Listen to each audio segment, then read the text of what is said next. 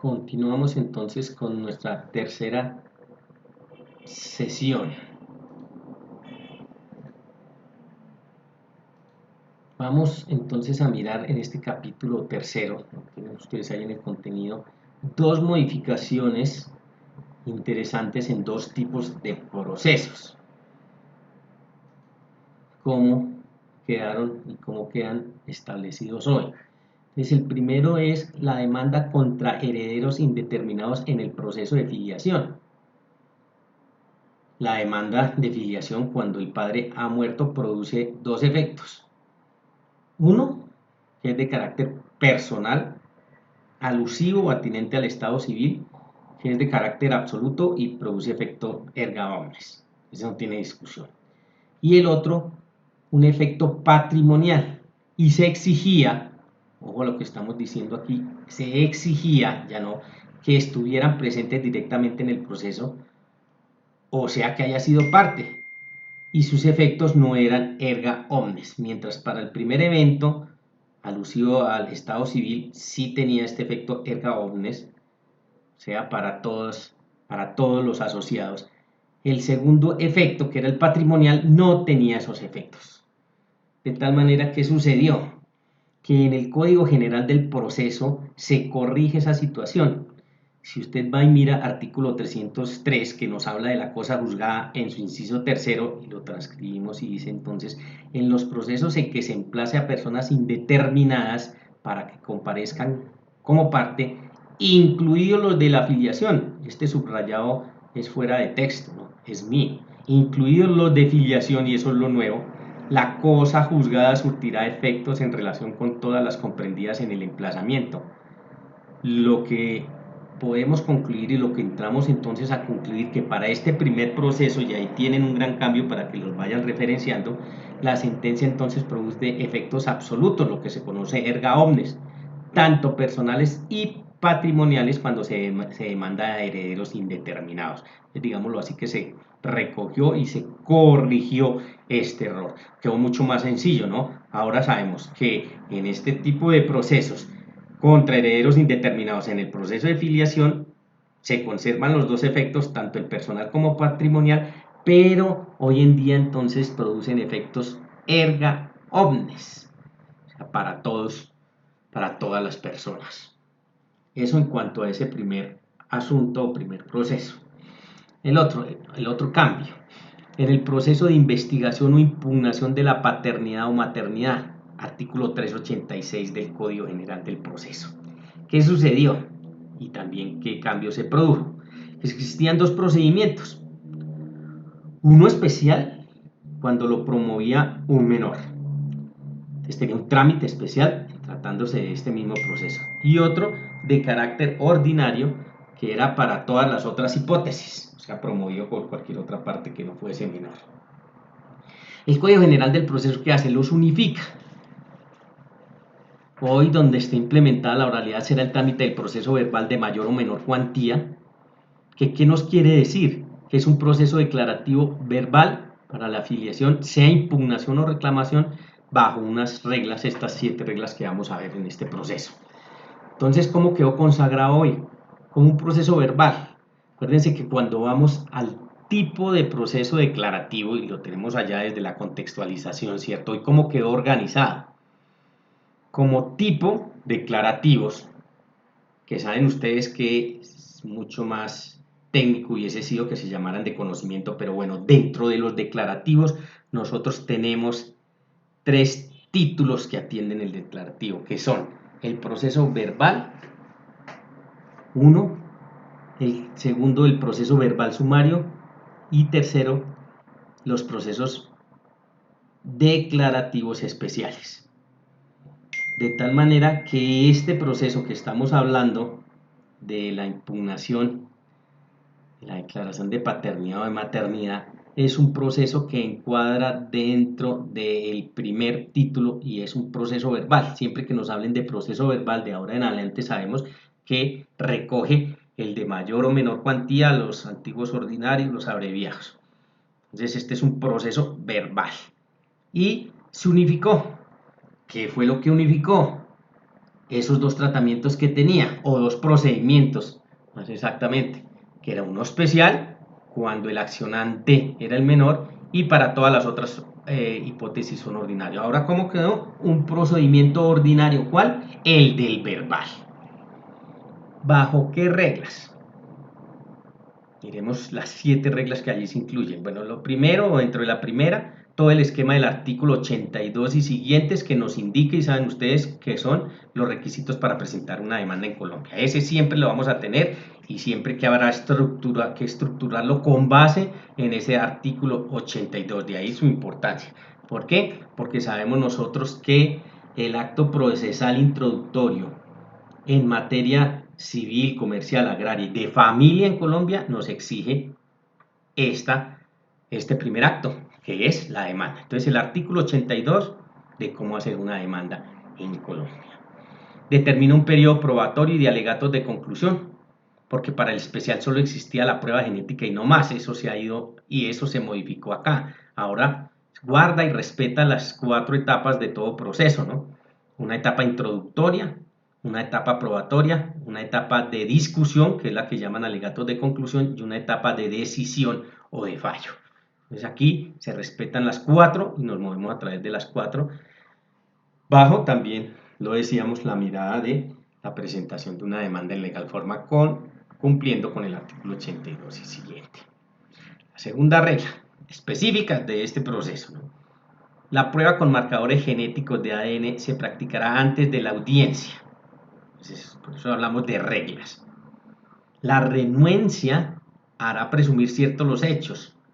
La renuencia del demandado pues hará presumir ciertos los hechos, es la consecuencia jurídica. ¿Cuáles? Pues aclarar la paternidad, la maternidad o la impugnación que haya sido alegada. Porque no se puede obligar, aquí hay otro error también, no se puede obligar a nadie a que se haga la prueba genética. Y nosotros podemos encontrar entonces casos en que la parte diga, el demandado diga, no, yo no me quiero, yo no me hago la prueba genética. Bueno, es de recibo en Colombia porque no se puede obligar. Todo el mundo dice aquí que la práctica, o se dice comúnmente que la práctica de la prueba genética es obligatoria. No, establece la norma que esa prueba es indispensable en este proceso, pero puede por una actitud del demandado existir la renuencia, que no se la quiera hacer. Eso le trae una consecuencia jurídica. ¿Cuál es la consecuencia jurídica? Pues la primera, que hará presumir ciertos los hechos dependiendo de la pretensión y lo que estemos enfocando, maternidad, paternidad o la impugnación de ellas que se haya alegado. Y en este manejo de la prueba con marcadores genéticos, para efectos del dictamen pericial, necesariamente es un dictamen pericial, ¿no? Porque lo tenemos que hacer a través de un experto. ¿Cuál experto? Pues el experto en genética. Por lo tanto, estamos frente al medio de prueba de dictamen pericial. En el esquema general, la regla del 228, que es de gran avance para el sistema de administración de justicia en Colombia, se dispuso, y conocen ustedes, ya lo vieron en probatorio, que efectivamente el perito se concita a la audiencia y estando el perito en la audiencia no hay lugar, entonces a la objeción por error grave. Pero aquí hay una excepción. Este es el proceso donde se hace excepción y ese dictamen pericial de la prueba genética sigue el contexto de la posibilidad de que sea aclarado, complementado o que sobre él se produzca una objeción apoyada en un error grave. Entonces, aquí se sigue manejando y por eso les digo por excepción, aquí donde solo para este proceso, de tal manera que allí tenemos que sigue manejándose por escrito y entonces habrá lugar a la objeción por error grave. Por eso rompe la regla general que ahora en los otros dictámenes, cuando hay peritos de por medio que se llegan a la audiencia, pues no cabe la objeción por error grave, porque el perito está allí presente. En este caso, pues hay una excepción y hay lugar a esa objeción por error grave. La tercera regla es que si el demandado no se opone, pues no será necesaria la prueba. pero en pro de los derechos, o sea, cuando se allana, ¿cierto? Esto es otra situación. Miren que aquí no es que no se quiera hacer la prueba, aquí es que no se opone. Por lo tanto, a los hechos que le enrostran allí, los acepta, se allana. De tal manera que ahí, pues no sería necesaria la prueba.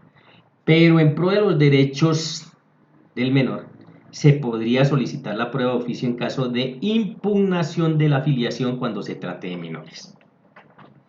La cuarta regla, entonces, nos habla de la posibilidad de la sentencia de plano en dos ocasiones. Una primera, cuando no hay oposición. Sentencia de plano.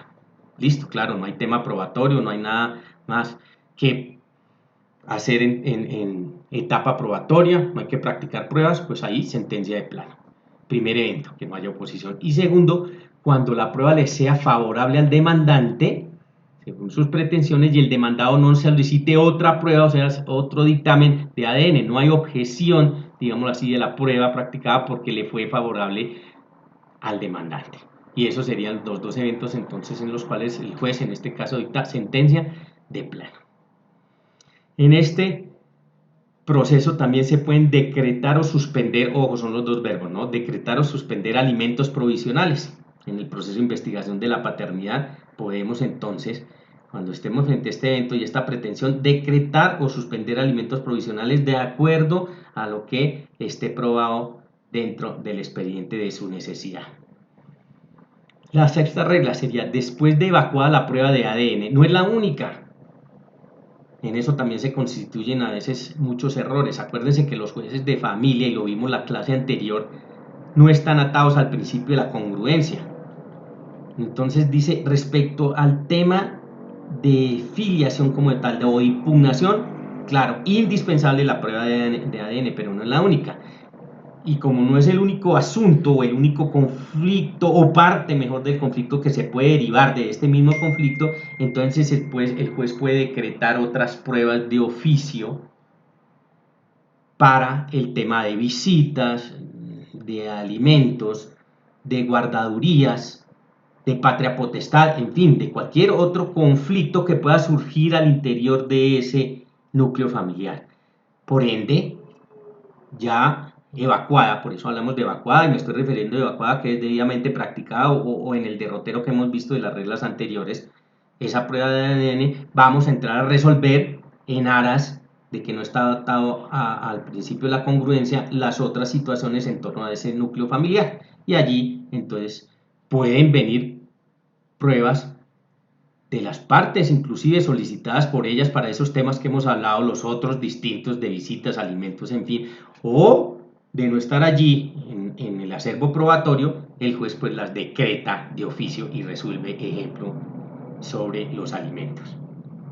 Y por último, entonces, la regla séptima, que es que se debe tener en cuenta para el dictamen pericial, ¿cierto? Para la prueba del ADN, una ley especial que es la ley 721 de 2001, donde se regula todo este ejercicio de un parámetro, un quehacer del ejercicio de esas pruebas en cuanto a la calidad, el contenido de los dictámenes y todo lo que regularizó allí. Entonces, para este caso, pues obviamente tener en cuenta la ley 721 de 2001. Entonces, por hoy, miren con calma esos dos procesos al interior del Código General del Proceso, tengan en cuenta los cambios que se han dado y entonces cómo aplican hoy, cómo están establecidos para que apliquen hoy, de conformidad a los cambios que se suscitaron respecto a lo que se venía manejando del Código de Procedimiento Civil. De esta manera, entonces dejamos ahí nuestro capítulo tercero respecto a estos dos procesos y sus cambios y quedamos al portas entonces el otro viernes para seguir con nuestro capítulo cuarto para que vayan corroborando también en el contenido.